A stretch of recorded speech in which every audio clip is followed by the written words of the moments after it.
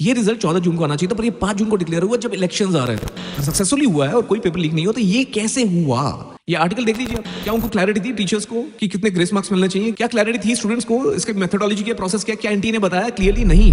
NTA suppose to be a testing agency which is nationwide agency which is suppose to be efficient, जो अच्छे ढंग से exams conduct करेगा। एक ही तो रिस्पांसिबिलिटी यार, ढंग से एग्जाम कंडक्ट करना। अगर वो भी नहीं कर पाती तो किस बात की एजेंसी हो? The only demand here at this time is कि प्रोब हो, इन्वेस्टिगेशन हो। Life is an amazing paradigm and every experience is a learning for your growth. गिर के उठो, हर बार गिरो, हर बार उठो। लाइफ ऐसी ही है, लाइफ में डरना नहीं है। कभी किसी डॉक्टर के पास गए हो, उस पर भरोसा किया है? कभी किसी सगे संबंधी के साथ इमरजेंसी सिचुएशन को टैकल किया है, वो भी हॉस्पिटल जाके या डॉक्टर के पास जाके?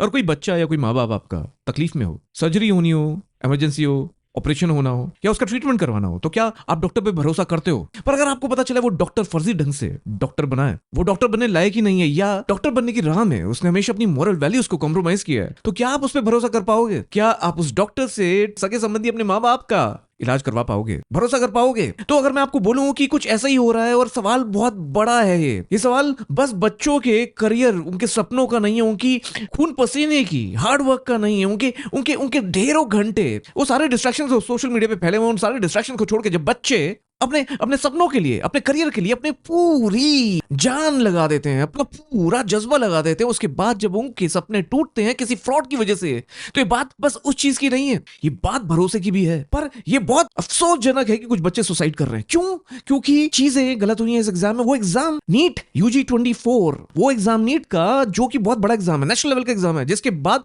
स्टेट लेवल के एग्जाम की देने की जरूरत नहीं पड़ती, बिकॉज सिंगल एग्जामिनेशन है जिसकी सब जगह बहुत ज्यादा अहमियत है। सारे सारे मेडिकल कॉलेजेस, एम्स जैसे मेडिकल कॉलेजेस रिकॉग्नाइज करते हैं नीट के स्कोर को, और इसलिए ढेरों लाखों बच्चे हर साल इस एग्जाम में बैठते हैं। इस साल की रजिस्ट्रेशन करीबन 23 लाख, लास्ट ईयर 21 लाख, उससे पहले 19 लाख। तो आप समझ सकते हैं कितने बच्चे रजिस्टर करते हैं, कितने बच्चे क्लियर करते हैं, कितने बच्चे सपने देखते हैं, और जो वो सपने टूट जाएं तो उनके पास अपनी जान लेने के अलावा कोई शायद चारा ही नहीं रहता। और आप देखें पिछले कितने भी साल देखें तो बहुत सारे बच्चे 650 के अंकों पे भी अच्छे मेडिकल कॉलेजेस में स्थान पा पाते हैं, पर इस बार नहीं, क्योंकि इस बार कुछ घपले हुए हैं और घपले सामने आए। मैं आपसे बस कुछ फैक्ट्स के बारे में बात करूंगा। मैं बात करूंगा कि क्यों इसमें बहुत ज्यादा जरूरत है कि पूरी इन्वेस्टिगेशन। और आज आप में से हर कोई स्टूडेंट, चाहे वो मेडिकल के लिए हो चाहे नॉन मेडिकल के लिए हो, या अभी अभी किसी की तरक्की हुई हो, किसी की जॉब लगी हो, तो आप सब इस मामले में अपनी आवाज उठाना जरूर। कमेंट्स में नीचे उन लोगों को मोटिवेट करना है, उन बच्चों को मोटिवेट करना जो कि अपनी जान लेने के लिए सक्रिय हैं। नहीं, हार के जीतने वाले को बाजीगर कहते हैं। खुद ही को इतना बुलंद करो,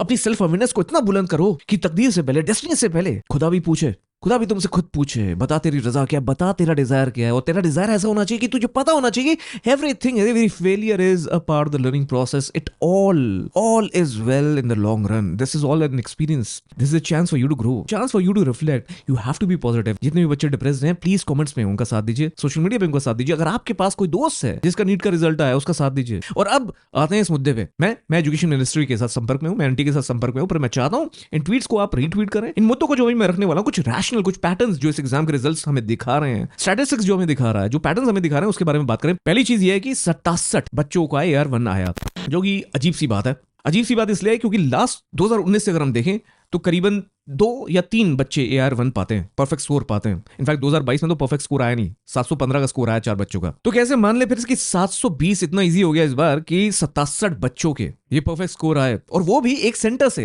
हरदयाल पब्लिक स्कूल झाझर हरियाणा। वहां से 6 बच्चों ने AR1 लिया और परफेक्ट स्कोर लिया 720 का। इमेजिन करिए क्या ऐसा हो सकता है। अब एनटी ने बोला, अलग अलग जस्टिफिकेशंस दी कि ऐसा कैसे हो गया। उन्होंने बोला कि रजिस्ट्रेशन बहुत ज्यादा हुआ। रजिस्ट्रेशन ज्यादा कैसे हैं? 23 लाख बच्चा रजिस्टर किया इस साल, पिछली बार 21 लाख, उससे पिछली साल 20 लाख। तो इतना परसेंटेज इंक्रीज नहीं था जितनी परसेंटेज AR1 इंक्रीज हुई, 67। It's such a big percentage increase, जो कि बहुत स्क्यूड है, जो कि इस प्रोसेस में खामियां दिखाती है, एरर्स दिखाते हैं। NTA suppose to be a testing agency which is nationwide agency which is suppose to be efficient, जो अच्छे ढंग से एग्जाम्स कंडक्ट करेगा। एक ही तो रिस्पांसिबिलिटी यार, ढंग से एग्जाम कंडक्ट करना। अगर वो भी नहीं कर पाती तो किस बात की एजेंसी हो? इसी वजह से तो बड़े बड़े मेडिकल कॉलेजेस लाइक एम्स इस एग्जाम के रिजल्ट्स पे जाते हैं, भरोसा करते हैं। पर वो भरोसा कैसे होगा जब ऐसे एरर्स सामने आएंगे? और यही नहीं, जो ये 6 बच्चे हैं वो एक सेंटर के जो हैं उनके क्रमांक देखिए, और उसके बाद जो 2 और बच्चे हैं उनके मार्क्स है 719 और 18, जो मैथमेटिकली पॉसिबल नहीं है। अब इसकी जस्टिफिकेशन देता है एनडीए की भाई ग्रेस मार्क्स। क्या उसका प्रोसेस है? आपने बोला कोर्ट का आदेश है भाई, जब एग्जामिनेशन में टाइम लॉस होता है तो आपको ग्रेस मार्क्स दिए जाते हैं। पर अगर एग्जामिनेशन में टाइम लॉस होता है तो किस फॉर्मूला से आप कैलकुलेट करते हो कितना टाइम लॉस पे कितने आपको मार्क्स ग्रेस मिलने चाहिए? कहीं ऐसा तो नहीं है कि ग्रेस मार्क्स हर सेंटर में और हरदयाल पब्लिक स्कूल में अलग ढंग से दिए गए? क्या क्या उनको क्लैरिटी थी टीचर्स को कि कितने ग्रेस मार्क्स मिलने चाहिए? क्या क्लैरिटी थी स्टूडेंट्स को? इसके मेथोडोलॉजी क्या, प्रोसेस क्या एनटी ने बताया? क्लियरली नहीं। तो क्या ऐसा तो नहीं है कि हरदयाल पब्लिक स्कूल में ऐसा हो? तो प्रोब होनी चाहिए। The only demand here at this time is कि प्रोब हो, इन्वेस्टिगेशन हो,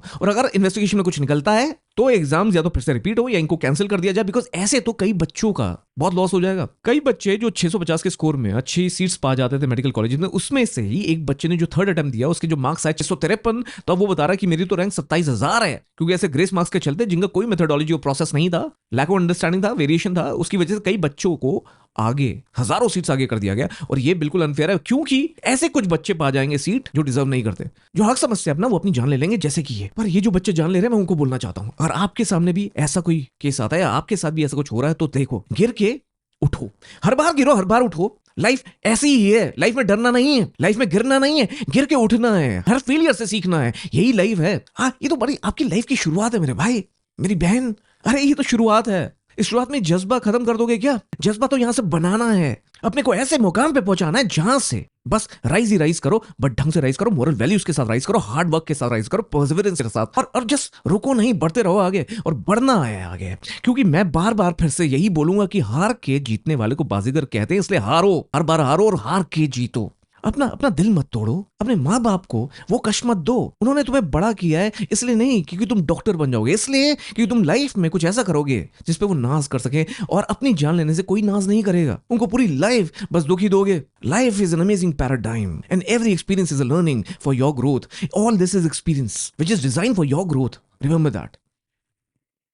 every step there is a learning, every failure there is a learning. फिर से बोलूंगा, एक और फैक्ट, एक और चीज मैं सामने रखना चाहूंगा, क्योंकि एग्जाम के जो नीट एग्जाम के पेपर लीक है उसकी बहुत खबरें आ रही थी, पर एनटीए ने तो जैसे मना कर दिया, ऐसा कुछ नहीं है, बड़ी सक्सेसफुली कंडक्ट किया गया। फिर ऐसा कैसे कि बिहार में, उड़ीसा में ये केसेस सामने आए, राजस्थान में कुछ अरेस्ट भी हुए हैं, तो ऐसा कैसे फिर सक्सेसफुली हुआ है और कोई पेपर लीक नहीं होता? ये कैसे हुआ? ये आर्टिकल देख लीजिए आप, PWCO अलग पांडे, इन्होंने एक एग्जाम्पल शेयर किया जिसमें इन्होंने एक बच्चे की ओएमआर शीट दिखाई और फिर नीट का रिजल्ट दिखाया, उसमें 85 पॉइंट का डिफरेंस है। बहुत बड़ा डिफरेंस है। इतना बड़ा डिफरेंस है अगर, तो साफ बताता है कि ग्रेस मार्क्स कैसे दिए गए होंगे या क्या रीजन है, समझ ही नहीं आ रहा। इतना डिफरेंस है तो कितनी लाखों पायदान आगे हो गया होगा ये बच्चा, और कितने डिजर्विंग बच्चे पीछे हो गए होंगे। और timing is the most important part here, it's everything. The timing is the most important part, क्योंकि ये रिजल्ट 14 जून को आना चाहिए था, पर ये डिक्लेयर हुआ जब इलेक्शंस आ रहे थे।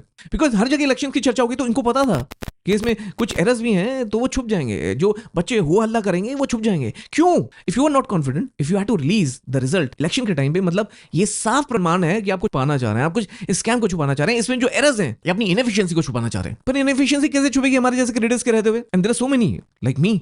मेरी आवाज आगे तक पहुंचाना, क्योंकि मैं डिमांड करना चाहता हूं कि इन ट्वीट्स को रीट्वीट करा जाए। एजुकेशन मिनिस्ट्री के साथ मैं ऑलरेडी संपर्क में हूं, एनटी के साथ मैं संपर्क में हूं, पर आप बच्चे इन ट्वीट्स को शेयर करिए, इस वीडियो को शेयर करिए और आवाज उठाइए। मत डरो, अपने हक की लड़ाई लड़ो, राइज लाइक अ फीनिक्स। तुम्हारे लिए तो पूरी जिंदगी पड़ी है यार, कम ऑन, आज मुझे दिखा दो कि तुम खड़े होगे, एंड बी पॉजिटिव।